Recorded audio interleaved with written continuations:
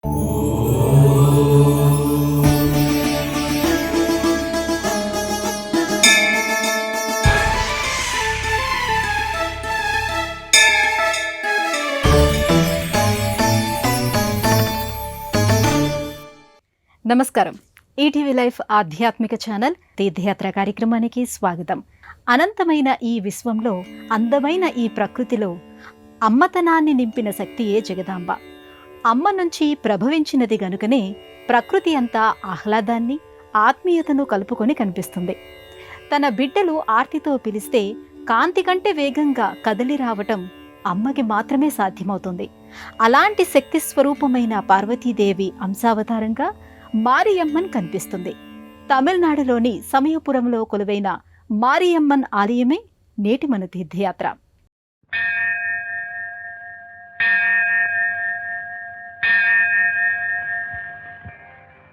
దేవి నీ కరుణా కటాక్షమునకై దీనాతి దీనుండనై నీవే తప్ప మరేది నెరుగకన్ నిత్యంబు అర్చించెదన్.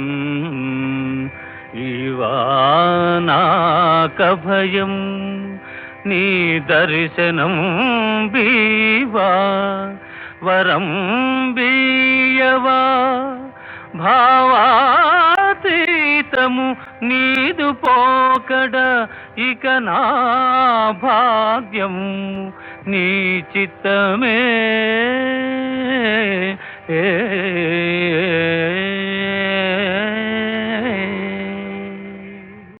ఒకవైపున సముద్రం, మరోవైపున ఆలయాల సముద్రం అన్నట్టుగా తమిళనాడు కనిపిస్తుంది. దేవతలంతా కూడబలుక్కొని ఈ ప్రదేశానికి తరలివచ్చారేమో అనే స్థాయిలో ఆపిన రథాల మాదిరిగా ఇక్కడి ఆలయాలు కనిపిస్తాయి. వైష్ణవ, శైవ, శక్తి సంబంధమైన ప్రాచీన ఆలయాలు ఈ ప్రాంతాన్ని ఒక తేజోమండలంగా మనకి పరిచయం చేస్తాయి. ఈ మధ్యలోనే ఆధ్యాత్మిక కేంద్రాలుగా గ్రామదేవతల ఆలయాలు పలకరిస్తూ ఉంటాయి. సాధారణంగా గ్రామదేవతల ఆలయాలు చాలా చిన్నవిగా కనిపిస్తాయి. చాలా ప్రాంతాల్లో మందిరాలుగానే అవి భక్తుల కోరికలను తీర్చుతూ ఉంటాయి. కానీ తమిళనాడులో మాత్రం కొన్ని ప్రాంతాల్లో గ్రామదేవతల ఆలయాలు కూడా ఒక శక్తి క్షేత్రం స్థాయిలో నిర్మితం కావడం ఆశ్చర్యపరుస్తుంది. అలాంటి ఒక గ్రామదేవతగా సమయపుర మారియమ్మన్ దర్శనమిస్తుంది. తిరుచురాపల్లి జిల్లా పరిధిలో ఈ ఆలయం విలసిల్లుతోంది. ఒకప్పుడు గ్రామస్థాయిలో చిన్నపాటి మందిరాలు ఆ తర్వాత కాలంలో ఆలయాలుగా అభివృద్ధి చెందటం సహజంగానే కనిపిస్తూ ఉంటుంది. అలాగే కొన్ని శతాబ్దాల చరిత్ర కలిగిన మారియమ్మన్ మందిరం కూడా నిదానంగా తన రూపురేఖలను మార్చుకుంటూ వచ్చింది. భక్తుల బలమైన విశ్వాసాల మధ్య శక్తి క్షేత్రంగా ఎదుగుతూ వచ్చింది. తమిళనాడులో పళని తర్వాత అత్యధిక ఆదాయం కలిగిన క్షేత్రంగా ఇది వెలుగొందుతోంది.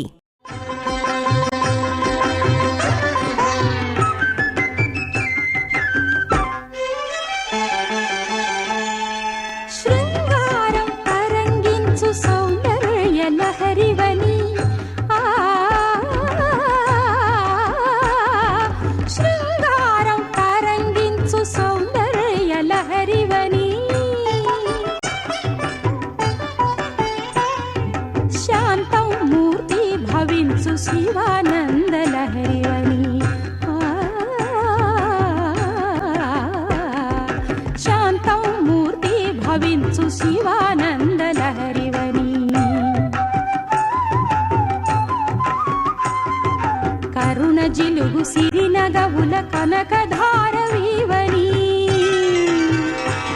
నీ దరహాసని దాసుల దరి చేర్చే దారి అని శత విధాల శృతి విధాన స్థుతులు సలుపలేని నీ సుతుడనే శివాని శివాని భవాని శర్వాణి.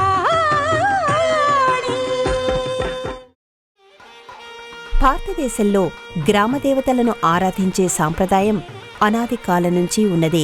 తెలుగు రాష్ట్రాల్లో ముచ్చాలమ్మ, పోలేరమ్మ, పోచమ్మ, మైసమ్మ, అంకాలమ్మ, నూకాలమ్మ, పల్లాలమ్మ, పేరాంటాళ్లమ్మ ఇలా అనేక పేర్లతో గ్రామదేవతలను పూజించడం కనిపిస్తుంది. అలాగే తమిళనాడులోని ఈ ప్రదేశంలో మారియమ్మన్గా అమ్మవారు విరాజిల్లుతోంది. సకల శుభాలను, సమస్త సంపదలను ప్రసాదించే శక్తి స్వరూపంగా భక్తులు ఆ తల్లిని ఆరాధిస్తూ ఉంటారు. మారియమ్మన్ అంటే వర్షదేవత అనే అర్థం. సాధారణంగా గ్రామదేవతలకు ఆయా గ్రామస్తులు ప్రతి ఏడాది జాతర జరుపుతూ ఉంటారు. ఒక రకంగా చెప్పుకోవాలంటే అది ఊరంతా కలుపుకొని జరుపుకునే ఉత్సవం. అలాంటి గ్రామదేవతగా ఒకప్పుడు ఇక్కడ వెలిసిన అమ్మవారికి ఇప్పుడు ప్రతిరోజు జాతర జరుగుతున్నట్టుగా అనిపిస్తుంది. ఊరంతా కలిసి ఉత్సవాన్ని నిర్వహిస్తున్నట్టుగా కనిపిస్తుంది. అంతగా ఈ క్షేత్రాన్ని భక్తజన ప్రవాహం తాకుతూ ఉంటుంది.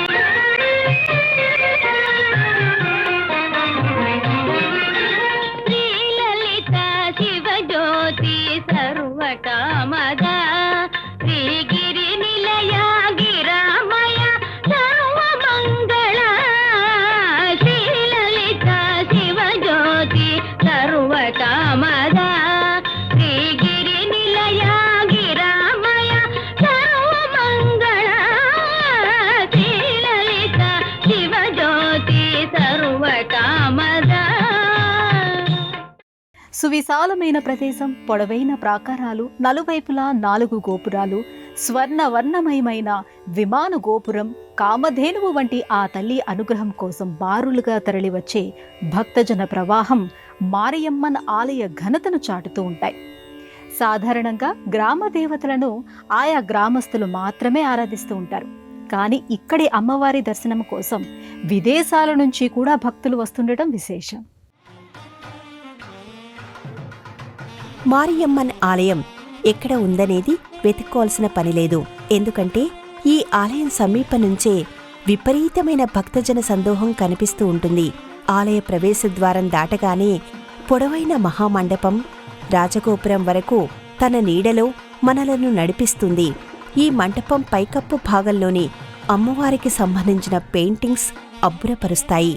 దారికి ఇరువైపులా పూజా సామగ్రిని విక్రయించే దుకాణాలు భక్తులతో సందడిగా కనిపిస్తాయి. మారియమ్మన్ ఆలయ వైభవం ఎంతటిదనేది ఇక్కడి రాజగోపురం చూడగానే అర్థమైపోతుంది. 7 అంతస్తుల రాజగోపురం వర్ణరంజితమైన శిల్పాలతో వెలుగొందుతూ ఉంటుంది. ఈ గోపురానికి నలువైపులా 7 వరుసల్లోనూ వివిధ ముద్రలతో కూడిన అమ్మవారి ప్రతిమలను ఏర్పాటు చేశారు. అమ్మవారి లీలా విశేషాలకు సంబంధించిన సన్నివేశాల తాలూకు ప్రతిమలను కూడా ఇక్కడ మనం చూడొచ్చు.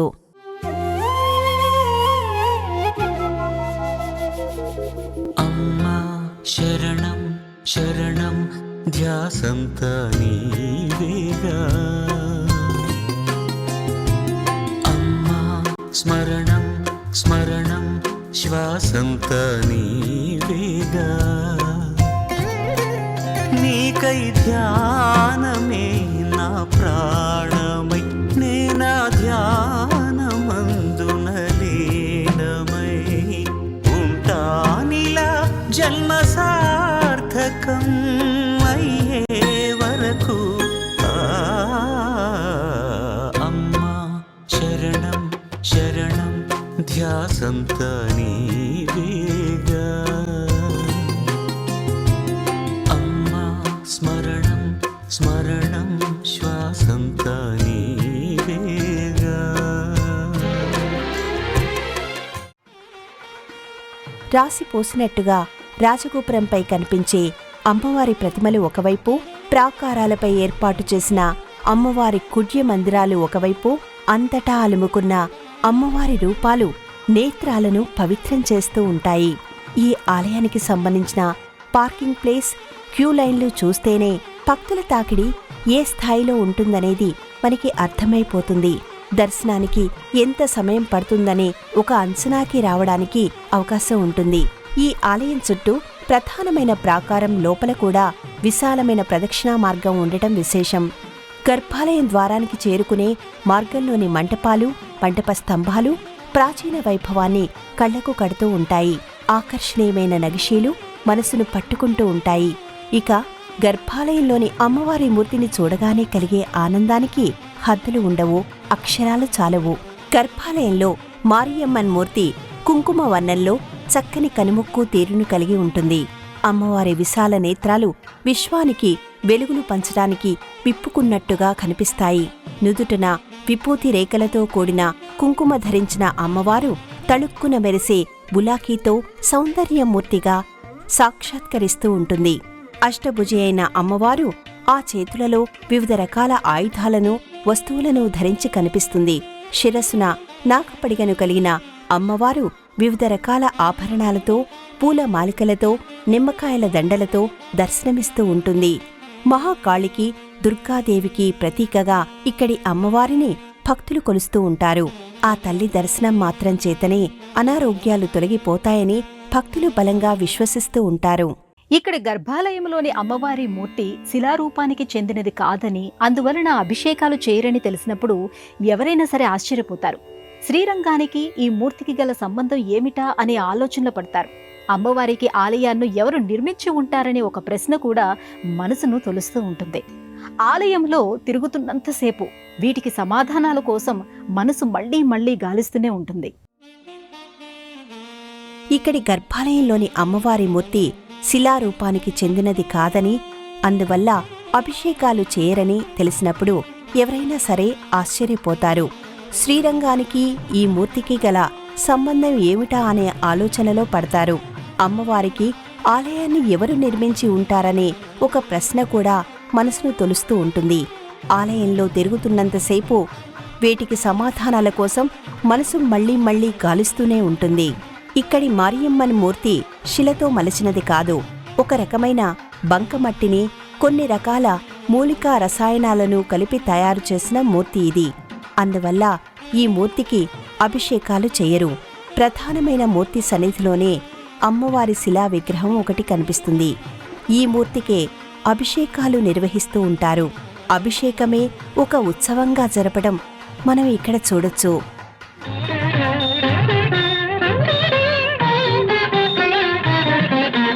జగముల చిరునగముల పరిపాలించే జననీ, అనయము మము కనికరమున కాపాడే జననీ. జగముల చిరునగముల పరిపాలించే జననీ, అనయము మము కనికరమున కాపాడే జననీ. మనసే నీ వశమై మరణే జీవనమై, మనసే నీ వశమై మరణే జీవనమై. మాయని వరమీయవే పరమేశ్వరి మంగళనాయకి శ్రీలలిత శివజ్యోతి సర్వకామద. మారియన్ అమ్మవారి మూర్తి గతంలో శ్రీరంగ క్షేత్రంలోని ఆలయ ప్రాంగణంలోని ఓ మందిరంలో ఉండేదని అంటారు. అప్పట్లో అమ్మవారికి సోదరిగా ఆ తల్లికి పూజలు నిర్వహించేవారని చెబుతారు. ఆ తర్వాత కొన్ని కారణాల వల్ల అమ్మవారి మూర్తి అక్కడ నుంచి తరలించబడిందని అంటారు. చాలా కాలం క్రితం అమ్మవారి మూర్తి కొంతమంది బాటసారులకు లభించిందంట. అలా వెలుగులోకి వచ్చిన అమ్మవారిని ఆ తర్వాత ఇక్కడ ప్రతిష్ఠించారని స్థల పురాణం చెబుతోంది. 17వ శతాబ్దంలో విజయనగర రాజులు అమ్మవారికి ఆలయ నిర్మాణం చేపట్టారని చరిత్ర చెబుతోంది. విజయనగర చక్రవర్తి పర్యవేక్షణలో ఈ ఆలయ నిర్మాణం జరిగినట్టుగా ఆధారాలు ఉన్నాయి. అలనాటి రాజులు యుద్ధానికి వెళుతూ మారియమ్మన్ అమ్మవారిని దర్శించేవారట.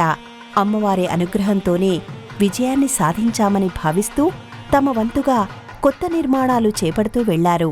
అలా ఈ ఆలయం తన విస్తీర్ణాన్ని పెంచుతూ వెళ్ళిందని అంటారు. ఈ పరిసర ప్రాంతాల్లోని భక్తులు తమ పంటలు బాగా పండటం కోసం వర్షాలు సకాలంలో కురవాలని అమ్మవారికి మొక్కుకునేవారట. అమ్మ అనుగ్రహం వల్ల సకాలంలో వర్షాలు పడుతూ ఉండేవి.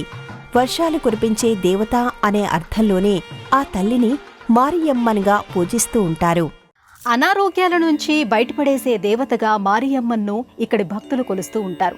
ఎటువంటి చికిత్సకు లొంగని వ్యాధులతో, సుదీర్ఘమైన వ్యాధులతో బాధలు పడుతున్న వారు ఇక్కడే అమ్మవారిని దర్శించుకుంటూ ఉంటారు. పూర్తిగా కోలుకున్న తరువాత ఆ అవయవాలకు సంబంధించిన వెండి రూపాలను మొక్కుబడులుగా చెల్లిస్తూ ఉంటారు. పూర్వం అంటువ్యాధుల ప్రభావం ఎక్కువగా ఉండేది. గ్రామాలకు గ్రామాలు ఆ వ్యాధుల బారిన పడుతూ ఉండేవి. కొన్ని కాలాల్లో కొన్ని రకాల అంటువ్యాధులు విజృంభిస్తూ ఉంటాయి. అలాంటి అంటువ్యాధుల బారి నుంచి తమని రక్షించేది అమ్మవారేనని గ్రామస్తులు భావించేవారు. ఇక అనారోగ్యాల బారి నుంచి తమని కాపాడేది అమ్మవారేనని విశ్వసించేవారు. భక్తుల నమ్మకానికి తగినట్టుగానే ఈ ప్రాంతంలో అంటువ్యాధులు ప్రబలకుండా అమ్మవారు రక్షిస్తూ ఉంటుంది. అలాగే వివిధ రకాల అనారోగ్యాలతో బాధలు పడే వారిని ఆ బాధల నుంచి బయటపడేస్తూ ఉంటుంది. ఈ నమ్మకం బలంగా ఉండటం వల్లనే అనేక ప్రాంతాల నుంచి భక్తులు ఇక్కడికి వస్తుంటారు. ఏ అవయవానికి సంబంధించిన అనారోగ్యంతో తాము ఇబ్బంది పడుతున్నది అమ్మవారికి చెప్పుకుంటారు. ఆ అనారోగ్యం నుంచి బయటపడిన తర్వాత ఆ అవయవం ఆకృతి కలిగిన వెండి రూపును అమ్మవారికి సమర్పిస్తూ ఉంటారు. విదేశాలలో ఉండే భారతీయులు సైతం అక్కడ చికిత్సకు లొంగని వ్యాధుల నుంచి బయటపడ్డం కోసం ఈ ఆలయానికి వస్తుంటారు. అలాంటి వారెందరూ మనకి ఇక్కడ తారసపడుతుంటారు. సమయపుర మారియమ్మనకు మించిన వైద్యురాలు లేదు, ఆ తల్లి అనుగ్రహానికి మించిన ఔషధం లేదు అనే మాట ఇక్కడ మనకి బలంగా వినిపిస్తూ ఉంటుంది. మొక్కుబడులు చెల్లించే భక్తుల సంఖ్య అమ్మవారి మహిమలకు కొలమానంగా కనిపిస్తుంది.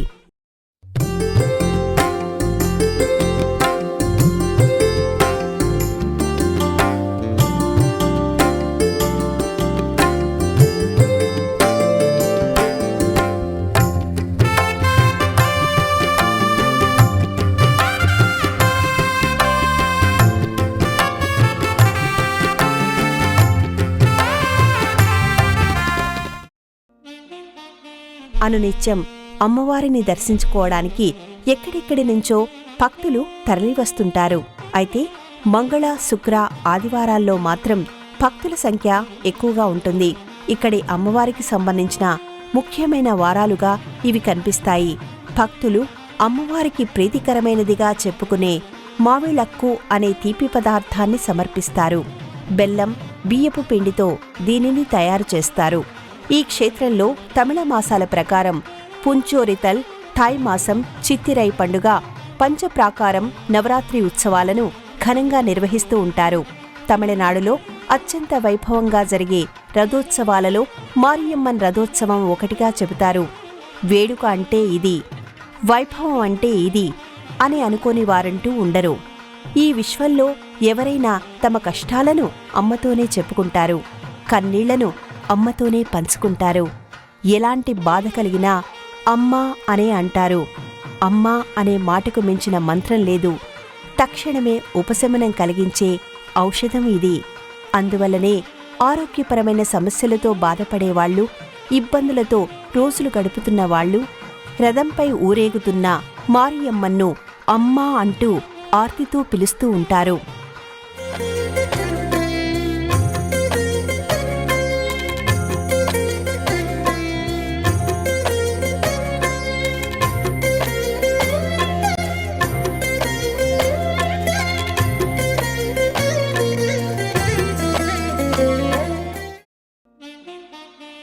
సాధారణంగా అమ్మవారికి సంబంధించిన విశేషమైన రోజుల్లో భక్తులు ఉపవాసం ఉండటం సహజంగా జరుగుతూ ఉంటుంది. కానీ ఇక్కడ ఫిబ్రవరి, మార్చి నెలలో 28 రోజుల పాటు పుష్పోత్సవం జరుగుతుంది. అమ్మవారిపై పూల వర్షాన్ని కురిపించే పండుగ ఇది.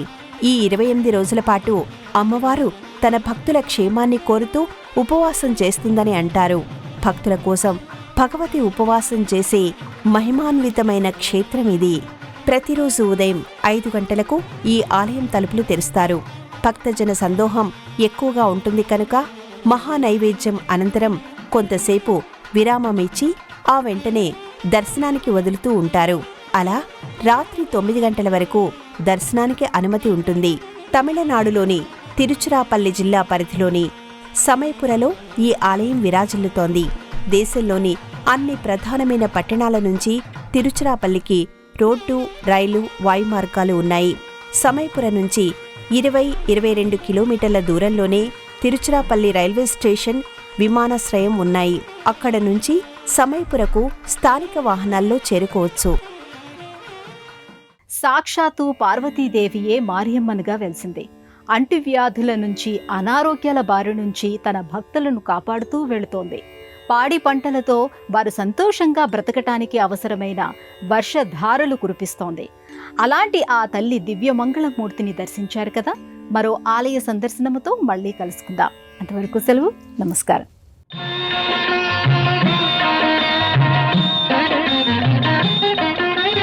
అందరికన్నా చక్కని తల్లికి సూర్యహారతి, అందాలేలే చల్లని తల్లికి చంద్రహారతి, రౌవల తలుపుల కళా జ్యోతుల కర్పూర హారతి, సకల నిగమ వినుత చరణ శాశ్వత మంగళ హారతి, శ్రీలలిత శివజ్యోతి సర్వకామద, శ్రీగిరి నిలయ గిరామయ సర్వమంగళ, శ్రీలలిత శివజ్యోతి సర్వకామద. ఈ కార్యక్రమాన్ని తిరిగి చూడాలనుకుంటే www.youtube.com/ETV Life Spiritual లో చూడవచ్చు.